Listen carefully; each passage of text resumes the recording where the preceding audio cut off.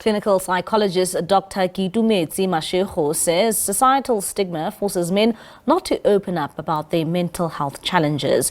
Mashego says there's a need for a serious conversation where all genders are involved, not specifically for men, but for all parties involved. She says there is a need to break barriers on the stigma that says men must be strong and they don't cry. But statistics show that men are at the top end of the suicidal bracket in the country, raising concern that they are suffering in silence.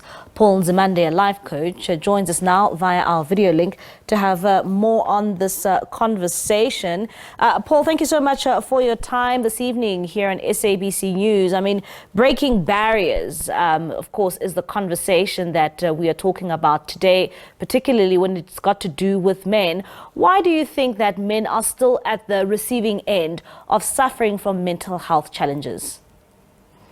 Thank you. Good evening. Thank you for having me. It's always a privilege. It would be my view that men are suffering mainly because there is a lot that is expected of them. There is less by which they are capacitated. And not only is there a lot expected from them with fewer resources, it doesn't help that when they fail, then they are, for lack of a better word, castigated. No one that I know in society is more vilified for failing at anything than a man. So it's the pressure. You are powerless against circumstances. You are helpless. And then you are vilified for being that. Let me make an example. If a man is unemployed, the whole world agrees that in South Africa, there is a problem with poverty, there's a problem with unemployment, there's a problem with inequality. But if a man is unemployed, he's the first one to be blamed for being unemployed, as if it is his own fault. Now, obviously, I'm exaggerating, but I'm driving a particular point home, that society is not particularly kind to a man, and the man can feel it. That is in a nutshell. And in our societies, I mean, why are these conversations, particularly around men, seem to be always swept under the carpet? And I say this because growing up, I mean, we never heard that, men have mental health challenges. One would say that it's something new that, as a society, we are now learning to cope with. Firstly, it's not new. I've, by the privilege of God, I've written a book. It's titled The Bible and Depression. I go into the Bible and show that mental health issues are as old as the Garden of Eden, 6,000 years ago. Mental health issues are as old as Elijah. They're as old as King David. It's not new. And the idea that, therefore, it's a new thing is one that we need to challenge. It's not new. Secondly, the idea that these issues must be swept under the carpet is not accurate. What might be misleading is that traditionally there were structures, and those structures were able to deal with those issues in a manner that had discretion. Now, discretion might make those who are not exposed think that an issue does not exist. Let me make an example. If the parents don't have money to take a child to school and they speak to other parents and there's an agreement to lend each other money so that the child can go to school, the child ends up never knowing that the parents did not have the money because there was discretion in the way that the matter was dealt with. It doesn't mean the matter was not there. It just means that there was discretion. And this is what could potentially be giving rise to the misunderstanding. And what needs to change in our society so that we are open and we are honest about these conversations, so that many men in our society can also identify that they are suffering from these challenges? The first one is we need to remove the stigma.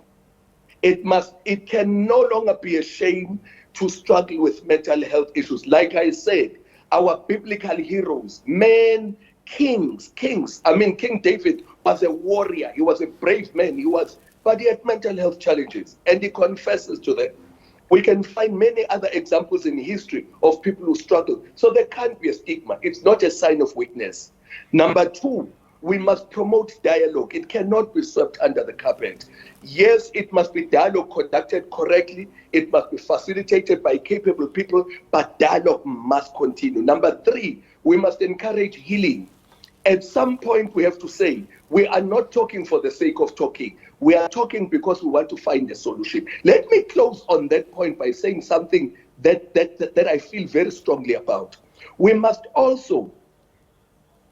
accept that we have a history in this country of violent repression. And we must hold apartheid as a system. We must hold colonialism as a system responsible for the violence that it inflicted, particularly on the black man. If you read Steve Biko's book, I Write What I Like, he expands much further on the kind of damage and how it results in gender-based violence, for example, and other forms of violence. Because if we know the root cause, we'll have the right solution. In conclusion, I'd like to plead with our government, as part of nation building, can we please consider building people? We are building the economy. Can we build people? Can it be important to focus on, even in our corporates, have soft skills as an important part of building people? It is the people that are going to build the economy. The economy is not going to build itself. What role can women play in our society and the society at large when it comes to dealing with some of these challenges which are faced by men, particularly when it comes to the stigma that, men don't cry? One, women are doing a lot.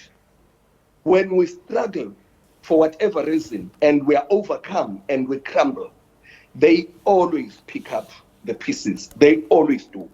Like, women in this country have done a lot for the men. However, if there's one area where I would plead with the sisters, number one is to understand the power of their tongue. Please. There's nothing more powerful than a woman's. A woman's tongue can lift you up. It can drop you down in a second. The women have very powerful tongues. That's number one. Number two, with those powerful tongues, if they could make an investment into building the ones that are important to them, whether it's your son, whether it's your brother, whether it's your father, there is something very uplifting about the voice of affirmation that comes from your sister, the voice of affirmation that comes from your mother. That's just it. I'll end there for now. All right, Paul, thank you so much for your time and for educating us there when it comes to, what role society can play when it comes to dealing with these kinds of issues in our society, particularly with that very lifelong stigma and that phrase, men must be strong and men don't cry. That is Paul Nzimande, life coach, talking to us there about some of those issues.